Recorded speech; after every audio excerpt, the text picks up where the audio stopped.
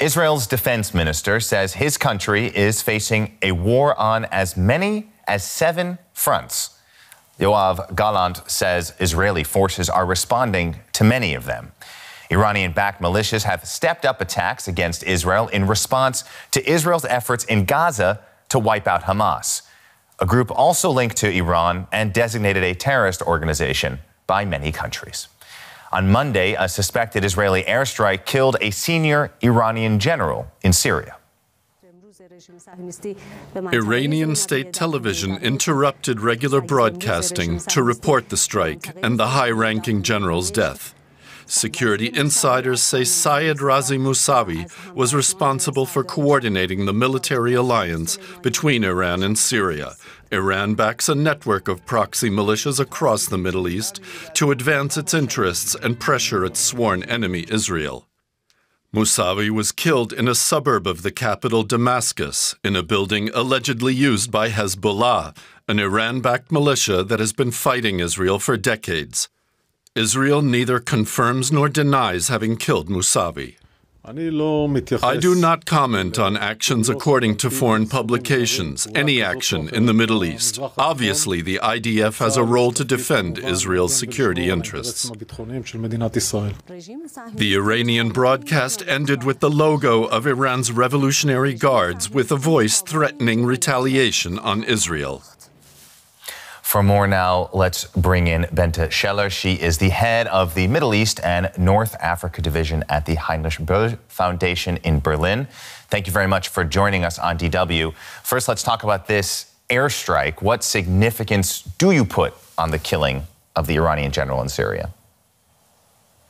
Well, apparently it has hit a really high-ranking Iranian general this time, but it is not that special. We have seen many Israeli airstrikes in Syria before, and we have seen a list of really high-ranking Iranian personnel killed in Syria, so it is one of the series, so to say. Right, which brings me to my next question. Israel and the United States have made a number of tit-for-tat strikes, or what appear to be tit-for-tat strikes, on a variety of targets. We're talking about Syria, Iraq, the Red Sea. Do you view these as isolated incidents, or are they part of some kind of larger strategy? Well, I think we can see a pattern here. First of all, of course, we know that Iran has expanded its role in the Middle East over the past decades, and it has many proxies. So we will see here strikes on Iranian proxies. What is obvious is that it is hitting Iranian targets that are outside of Iran, because that avoids a direct and escalated confrontation with Iran itself, but it sends messages: we will hit your personnel wherever we find them. So you just mentioned the key word, escalation. Do you view what we're seeing as a widening or an escalation of the fighting? How big of a risk of that do you see? Well, we can never be sure that there is no risk, but I think that all the messages that we have seen from the other states in the region are not prone to escalate the situation. If we may look at Hezbollah, for example, which is maybe the mightiest power directly on Israel's borders, they have practiced considerable restraint. There have been skirmishes, there have been attacks cross-border. However, I think we see really a strategy of Hezbollah and Iran not to escalate. But yeah, from Israel's rhetoric, we understand it sees itself in a war at 7 fronts, and that of course matters because confrontations are not unilateral. So we might see an escalation here also from the Israeli side. And what about from the Iranian side? Because they, I can imagine, have to save face. They are seen as this sort of powerful protector of a number of various interests across the Middle East. Just how much power do they have right now?